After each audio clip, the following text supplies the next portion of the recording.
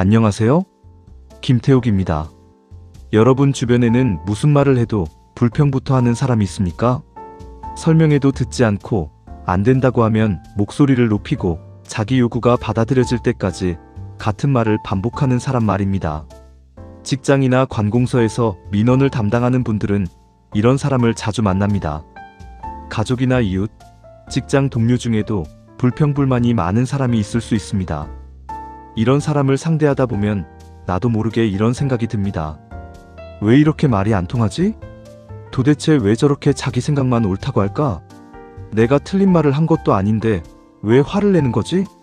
하지만 상대방이 틀렸다는 것을 증명하려고 할수록 대화는 더 어려워집니다. 오늘은 불평불만이 많은 사람을 지혜롭게 상대하는 4가지 방법을 말씀드리겠습니다. 첫째, 다름과 틀림을 구분해야 합니다. 서로 다른 것을 구별하는 능력은 필요합니다. 남자와 여자가 다르고 젊은 사람과 노인이 다르며 사람마다 성격과 생각이 다르다는 것을 아는 것이죠. 이것을 분별력이라고 할 수 있습니다.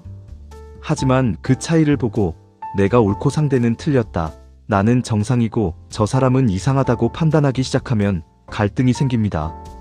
차이를 알아보는 것은 분별력이지만 그 차이를 우열과 옳고 그름으로 판단하는 것은 시비심입니다.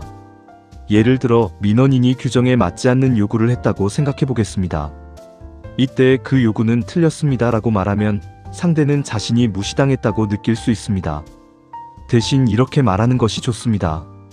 말씀하신 내용은 충분히 이해합니다. 다만 현재 규정에서는 여기까지 허용되고 그 이상은 어렵게 되어 있습니다. 사람의 생각을 틀렸다고 판단하지 말고 요구와 규정이 서로 다르다는 사실만 설명하는 것입니다. 사람과 싸우지 말고 기준을 설명해야 합니다. 둘째, 감정은 받아주되 요구까지 모두 받아줄 필요는 없습니다. 불평이 많은 사람을 만나면 우리는 흔히 2가지 방식으로 반응합니다.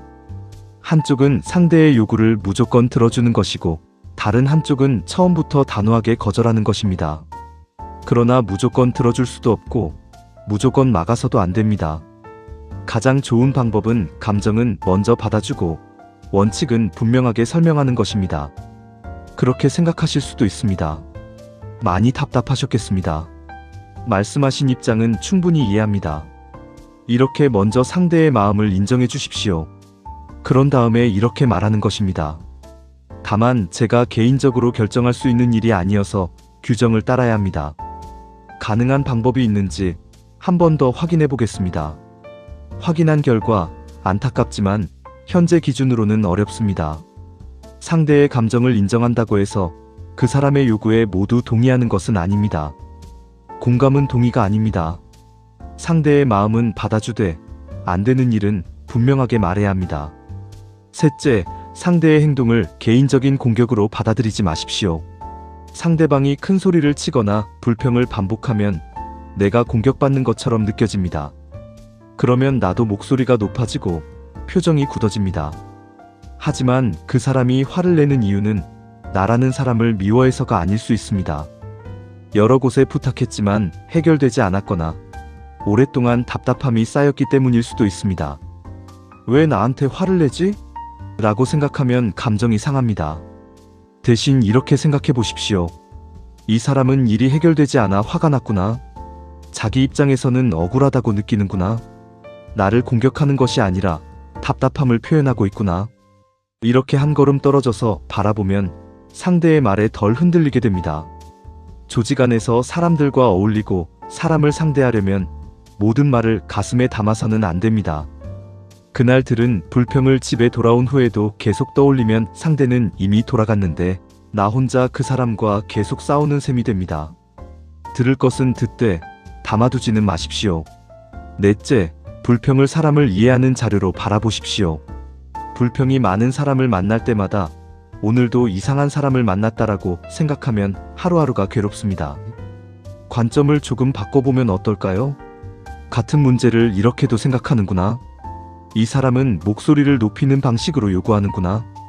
어떤 사람은 화를 내고 어떤 사람은 애원하고 또 어떤 사람은 계속 논리를 내세우는구나. 마치 사람들의 반응을 연구한다고 생각해보는 것입니다. 사람은 뜻대로 되지 않을 때 어떻게 반응하는가? 라는 주제로 사례를 수집한다고 생각하면 불평도 흥미로운 관찰의 대상이 됩니다. 어떻게 사람이 저럴 수 있지?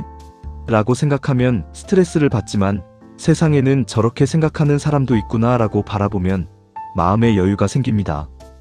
그리고 무엇보다 중요한 것은 가능하면 해결해 주려는 태도입니다.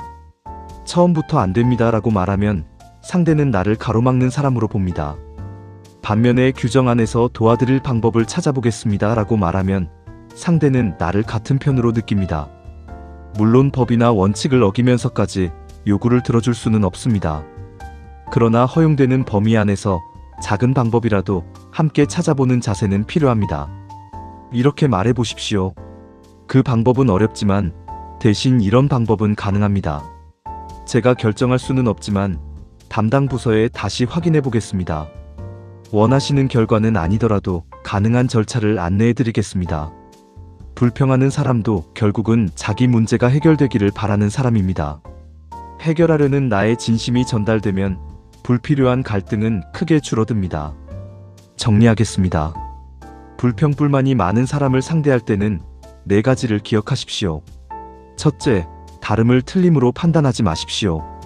둘째, 감정은 받아주되 원칙은 분명하게 설명하십시오. 셋째, 상대의 불평을 개인적인 공격으로 받아들이지 마십시오. 넷째, 가능한 범위에서 해결 방법을 함께 찾아보십시오. 사람을 상대하는 일에서 가장 중요한 것은 누가 옳은지를 밝히는 것이 아닙니다.